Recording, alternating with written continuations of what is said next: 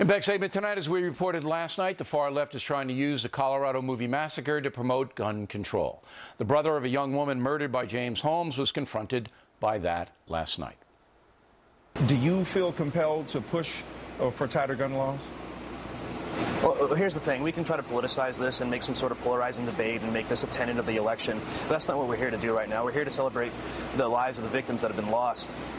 If somebody wants to do harm to somebody, they're going to find a way to do it. And of course, that's true, but it also makes sense for Congress to pass a new law that requires the sale of all heavy weapons to be reported to the FBI. In this age of terrorism, that law is badly needed. Joining us now from Washington, Congressman Jason Chaffetz, who disagrees. Where am I going wrong here, Congressman? Bill, giving the FBI a master list of everybody who owns weapons in this country is not the right direction. Now, do you think you just categorized what I said accurately? Everybody who owns weapons? That's not what I said, and you know it. I said heavy weapons, all right? Mortars, howitzers, machine guns. In this age of terrorism, if you do a flight school, the FBI is alerted.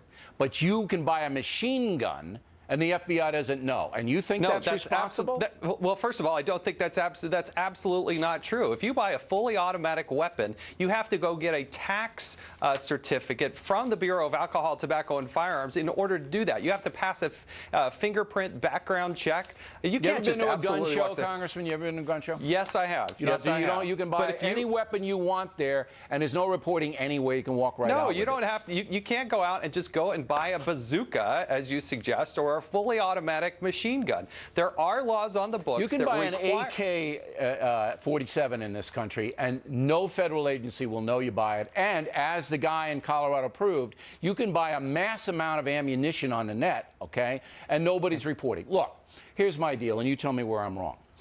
If you sell heavy weaponry, all right, semi-automatics, automatics, ammunition, all you do is you file with the FBI, and that way the FBI can cross-reference, all right? Say the FBI has you on a terror watch list, and then it comes in that you're buying an AK. Well, the FBI is going to put you under surveillance. Say this guy was bought 60,000 rounds in Colorado, which he did, and the FBI in Denver got wind of that. They would have been watching him. All right, this just makes common sense. It's not an intrusion on gun rights. You're not going to assign an FBI agent to follow each and every law-abiding citizen. If you get 60,000 rounds, you certainly will. No, you cannot. You cannot say that the laws on the books are not tough and stringent on semi-automatic and automatic weapons. 60,000 rounds and no federal agency knew about it. You are not going to have an FBI agent who's suddenly trailing everybody in this country who buys whatever your definition is, a large number of pieces of ammunition. Let me break this to you. If the FBI is alerted that somebody's buying 60,000 heavy-duty rounds, they're going to check it out because that's what anti-terrorism is. Bill, that's what they do. Bill, that's why we have the Bureau of Alcohol, Tobacco, and Firearms. We have a specially designated law enforcement officers that are That kid's purchase on the internet wasn't reported to any federal agency. That's why he was able to assemble that armor that he had.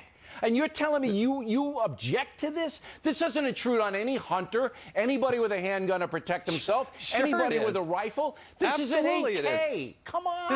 This is the Second Amendment. You have a lawful and reasonable right to be able to go out and purchase weapons and ammunition. I'm not saying you can't purchase. Report the purchase in case it's a terrorist. But Bill, you're ignoring the current law on the books. You're coming up with this wild definition of what is so-called heavy armament. Wild definition? An AK-47? Yes, you are. That's not heavy armor? An AK? There are rules, but there are laws on the books. You act as if you can. There aren't any federal laws on the books to report that. There are laws on the books. No, you are misinformed. There are 7 states that require. No, you're wrong. Yes, there are 7 states that require if you buy an AK, and 43 that don't. Come on.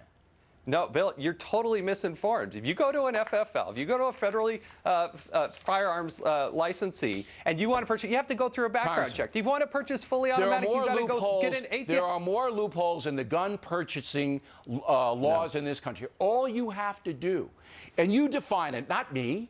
You define it. You're an honest man. It does define you define it. No, it doesn't. Defines. Yes, this guy in Colorado got all this stuff, and nobody knew about it.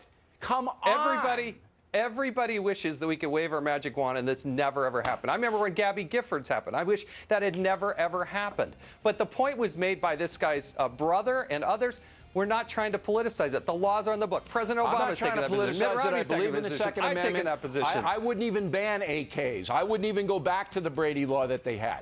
But I would report, and there's nothing wrong with that. The reporting's already there, Bill. You're misinformed. All right. If the reporting were there, the FBI would have known about this guy in Denver, and they didn't. And it wouldn't have solved this problem in this instance. You're making two parallel arguments there. But it's a lively debate, and we appreciate you coming on. Directly ahead, the Penn